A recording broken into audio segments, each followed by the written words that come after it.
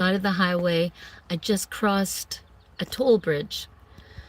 For those of you who don't know who I am, I'm Shelley Vags, and I have left from Vancouver Island for a 4-month journey across the states, specifically the southern states, and I am now coming back into Canada through New Brunswick, and I went to Newfoundland, and my sisters joined me, and then we all came over to Nova Scotia after being screeched in, and met Betty Jean and Gary and a few wonderful people in between. Now I am leaving Nova Scotia, going through Cape Breton. I just went through the toll booth. I'm not actually sure if I'm in Cape Breton yet, but I'm on my way to the Confederation Bridge to go over to Prince Edward Island. And I feel like I should have went and saw Peggy's Cove, because I went and saw it when our family went across Canada when I was 18.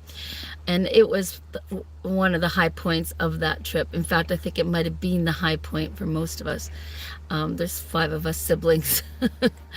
Anyway, so I looked at pictures and they've really built it up. It's not probably something that, like, I like, my memories are so romantic, right? I would hate to go there and have that wonderful romantic memory of us being by the lighthouse and having our first lobster be tarnished in any way by the modern changes that may have happened in the last 30 years.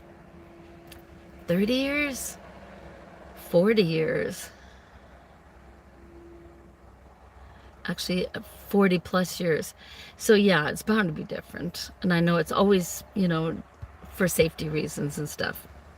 Anyway, so I decided not to go there. As the lady at the vegetable stand said, you can always come back this way and go to or go to Peggy's Cove. So I'm going to Peggy's Cove to PEI for 2 days, I think. I'm going to go see a friend of ours, a musician friend, and his wife and son. And I don't know what I want to do in jeez, that's really on my head. Peggy's Cove. Go away. PEI. Now I'm back in PEI. Yeah. So I don't know what I want to see other than them. But I'd like to be able to say that at least I went there. If you're doing the Maritimes, you can't leave out Prince Edward Island, right? I've already been to Anna Green Gables, and what other things did we do over there already? But it was so long ago, right? So I don't know. Stratford Theater? I don't know. Anyway, so Kristen and Eric will probably have ideas of what I can do to mark my time in Prince Edward Island. And then I guess I'll go back into Quebec. But what did I see in Nova Scotia that in the last 24 hours, besides saying goodbye to my sisters? That was really hard. We went to Halifax, down to the waterfront, and it's like Victoria's waterfront on steroids. It's music, it's food, it's a lot more seating area, a lot wider wooden walkway for people to walk along. Yeah, I have to say, we should all take note on the extra seating and bright colored seating so that people can just sit there without having to buy anything and look out at the boats going by. And they have their little harbor ferries that go to Dartmouth, and back and forth every 15 minutes or something. So just sitting there, and yachts sitting on one side, and Maritime Museum has a big sailboat out front that you can explore, and just visiting and getting some sunshine in was a really high point of Nova Scotia.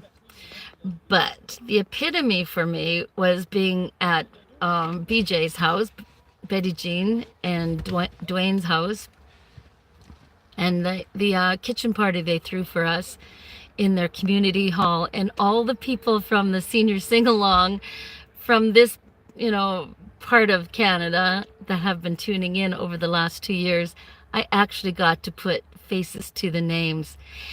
It was bizarre to me. It was like, what what came to me as I was thinking back on it was what's her name?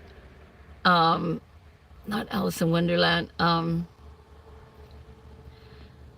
Oh, Dorothy. Anyway, Dorothy comes back from the Wizard of Oz, and you were Scarecrow, and you were Tin Man.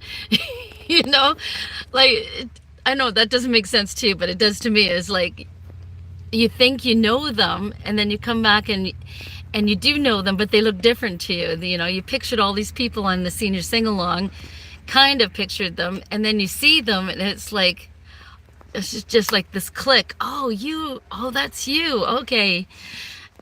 So I'm still processing that. There's a lot of people there that came out to support BJ and to introduce themselves to me at this kitchen party.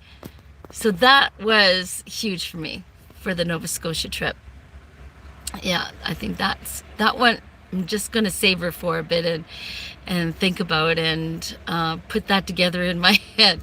I would have liked to have stayed another day and gotten to know them better, but Rhonda and Shannon had to get to Halifax, and I'm glad I got to see Halifax too. So it was a really nice day yesterday. Yeah, and let me see, anything else happened in the last 24 hours? No, we took an Uber, and Uber was super easy to get. They took the Uber to the airport to let me sleep because they were leaving at 4 in the morning. And I, of course, was awake at 4 to say goodbye to them anyway. But I think I was thankful not to have to pack all my stuff up and pack the van and take them down there. And then I don't know if I would have turned around and went back to the hotel and finished sleeping. So I'm grateful that they were okay with doing that. Feels weird to not drive them to the airport and see them off, but it seemed okay. No one seemed to be hurt by that decision.